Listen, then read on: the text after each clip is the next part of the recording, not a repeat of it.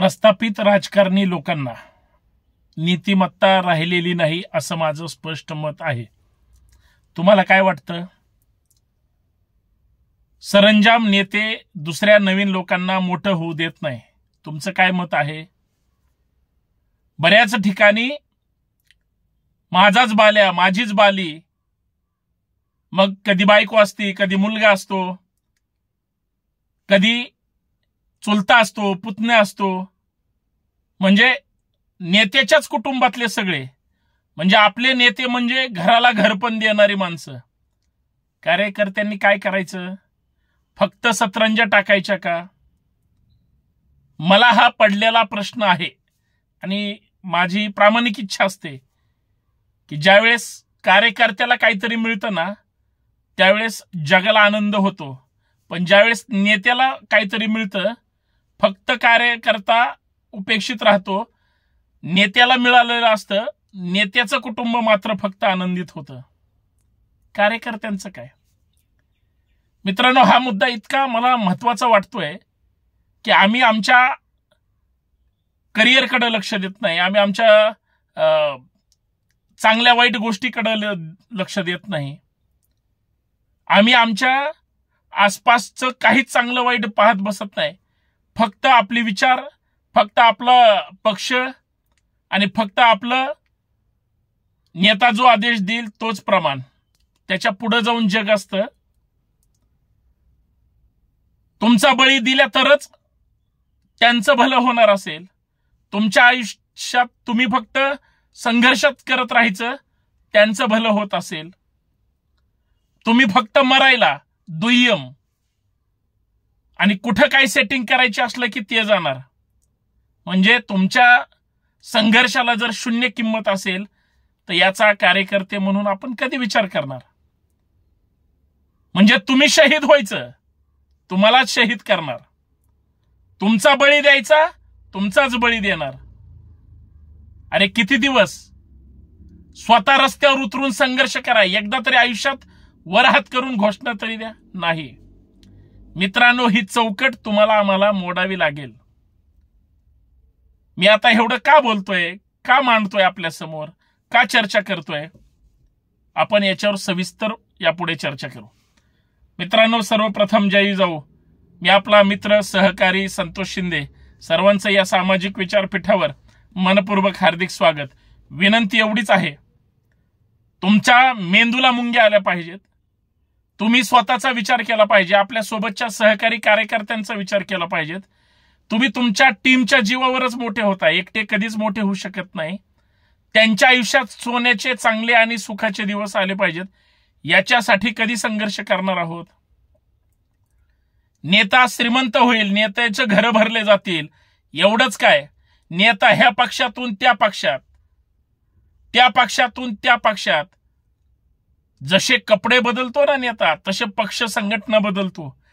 अशा चिंदीचोर नेत्यासोबत आपण राहायचं, त्याच्यासोबत आपण पण सगळीकडे पक्ष संघटना नेते पण बदलत राहायचे, शेवटी काय मिळणार हो आपल्याला?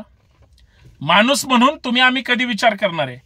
आणि माझं स्पष्ट मत आहे, कुठलाही नेता मोठा असू द्या, त्या सगळ्या नेत्यांचे कार्यकर्ते हे गोरगरीब सर्वसामान्य असतात। ते बिचारे पोट तिडकीनं, पोट पाठीला चिटकेपर्यंत प्रामाणिकपणे कशाचीही अपेक्षा न करता आयुष्यभर संघर्ष करत असतात, झटत असतात, सतरंजा टाकण्यातच आयुष्य जातं। नेत्यासोबत एखाद्या वरिष्ठ नेत्याला भेटायचंय, भेटायला कोण जाणार? त्यांचे तेच जाणार, तुम्हाला नाही कधी नेणार। एखादं आमदार खासदारकी मिळवायचे, तुम्हाला मिळणार आहे का? नाही मिळणार, त्यांनाच मिळणार। एखादा कुठला निर्णय घ्यायचा आहे, तुम्हाला सांगितला जातो का? नाही, त्यांनाच घेऊन जाणार। एखादी युती करायची, आघाडी करायची, मंत्रिपदाची शपथ घ्यायची किंवा सगळं काही करणार कोण? दुसरे। आणि मरायला, लढायला, संघर्ष करायला, सतत लढत ठेवायला, सतत वाजवत ठेवायला, सतत गाव खेड्यापर्यंत पोहोचायचं म्हणलं तर सतत प्रचार प्रचार प्रचार, त्या पक्ष संघटनेचं नाव गावकुसापर्यंत घेऊन जायला फक्त तुम्ही उन्हातानात उपाशी तापाशी गावखेड्यामध्ये गुन्हे अंगावर घ्यायचे, आंदोलन करायचे. नेत्याच्या घरी कधी पोलिस जातात का? नाही, कार्यकर्त्याच्या घरी जातात. हो, गुन्हे दाखल कोणावर असतात? नेत्यावर असतात का? नाही, कार्यकर्त्यावर. आणि नेता रात्रीत पक्ष बदलतो, पहाटे शपथ घेतो, कधी इकडून इकडं कधी इकडून इकडं. अरे काय चाललंय? माझी त्या हात जोडून कार्यकर्ता नावाच्या जिवंत विचाराच्या व्यवस्थेला प्रश्न आहे माझा, आणि ओपन चॅलेंज सुद्धा आहे. दादा, तू कधी सुधारणार? भाऊ, तू सुधारला पाहिजे. ताई, तू आता व्यवस्थेमध्ये आले पाहिजे, तुला काहीतरी मिळालं पाहिजे. काका, मामा, दादा, तुम्ही आता विचार केला पाहिजे. तुमची पिढी संघर्षात गेली, तुमच्या सोबतची आणि पुढची पिढी तरी आता व्यवस्थेत राहिली पाहिजे. का हो? साहेबाचाच पोरगा खासदार होणार, साहेबाचीच पोरगी आमदार होणार, साहेबाचाच पुतण्या आमदार पण होणार, साहेबाचीच मुलगी किंवा मुलगा मंत्री पण होणार, साहेबाची बायको सुद्धा राज्यसभेवर जाणार. इकडं दादा कधी मंत्री असतो तर दादाची बायको कधी मंत्री असते. दादाच्या घरात 2-2 मुख्यमंत्री पद असतात, एखादं उपमुख्यमंत्री पद असतं, एखादं 4-4 घरात आमदार असतात, 2-2 खासदार असतात. सगळं साहेबालाच. तुम्ही काय बोंबलायचं? तुमच्या नशिबी काय संघर्ष? तुम्ही फक्त साहेबासाठी बायकोकडे जायचं, बायकोला सांगायचं, काय ग कशी आज फार सुंदर दिसते. ती बिचारी खुश, नवरा लय दिवसांनी कौतुक करतोय. 10 मिनिट तो घरातच असतो, गोंडा घोळतो, बायकोला हळूच म्हणतो, साहेबांनी ह्या साहेबाला सोडून ह्या साहेबासोबत सेटिंग केली, सत्तेत साहेब येणार, आता त्यांना काहीतरी मिळेल. मग ती म्हणती, काय नालायक आहे तुमचा नेता. ज्या नेत्याने भरपूर सगळं दिलं, नाव, पद, प्रतिष्ठा, पद दिलं, कधी आमदार केलंय, कधी खासदार केलंय, कधी मंत्री केलंय, आणि त्या देवासारख्या नेत्याला सोडून तुम्ही तिकडे चालले, किंवा तुमचा नेता. लाजा वाटल्या पाहिजेत तुम्हाला सगळ्याला.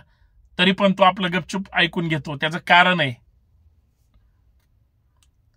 तो म्हणतो अगं जाऊ दे, पण आज काय असं विशेष आहे, काय आहे का आपल्या घरात, तू फार चांगली दिसते. मग ती बिचारी अजून लाजत लाजत म्हणेल, काय हो तुमचं, आज फारच तुम्ही माझं कौतुक करताय. मग तो हळूच म्हणतो, 500 रुपये दे ना. मग तिचा पारा चढलेला असतो. ती म्हणते 500 रुपये तुम्हाला कशासाठी? अहो, काम धंदा बघा काहीतरी, किती दिवस त्या साहेबाच्या मागं पळणार आहे, तुम्हाला काय मिळणार आहे का त्यांच्याकडून? तो म्हणतो, अगं तेच साहेब आता गावाला येणार आहेत, त्यांनी ते शपथ घेतली. अहो, काय त्यांनी शपथ घेतली? कोण त्यांना चांगलं म्हणतोय? त्यांच्या घरातले सुद्धा त्यांना बायका लेकरं चांगलं म्हणत नसतील, कारण घरात ह्या साहेबांचे फोटो आहेत आणि सोबत गेलेत त्या साहेबाच्या. तो तरी पण तिला म्हणतो, जाऊ दे ग, त्यांचं स्वागत करायचंय, बुके वगैरे न्यायचंय. मग पैसे मी कशाला देऊ, तुमच्या साहेबांनी दिले पाहिजेत ना तुम्हाला. तरी पण ती म्हणते, ती बोलतच राहते. हा मात्र ठाम असतो 500 रुपये. तो 500 रुपये घेतो, कारण तिचं कौतुक केलेलं असतं. 150-200 रुपयाचा बुके घेतो, थोडा 50 रुपयाचा गुलाल घेतो आणि जातो साहेबांकडे. अगोदर स्वतःलाच लावतो, मग साहेबाकडे जातो, साहेबांचा विजय असो म्हणतो, साहेबाला बुका देतो. फोटो पण एक काढलेला असतो, फोटो काढायला कोणीतरी सोबत घेऊन गेलेला नसतो, मग कस तरी फोटो काढतो. लगेच 2 सेकंद स्टेटसला की लगेच सोशल मीडियावर बायको म्हणते, हो काय नालायक तिकडे गेलंय, आणि फेसबुकला स्वतःचा फोटो टाकलाय. त्या बुकेला पैसे कुणाचे? सौभाग्यवतीचे. गुलालाचे पैसे सौभाग्यवतीचे. हा तिथं जाऊन फोटो काढतोय त्याच्यासोबत. आणि साहेबाचा जय म्हणून बेंबीच्या देठापासून जय म्हणतो, थांबतो तिथं. साहेब म्हणतात, वा वा कसं आहे, बरं केलंय ना मी. मग हा म्हणतो, साहेब लय भारी केलंय, आता होईल आम्हाला काहीतरी. घरी येतो साहेब, नंतर 6-6 महिने ह्यांना फोन करत नाही, विचारत नाही, काय नाही.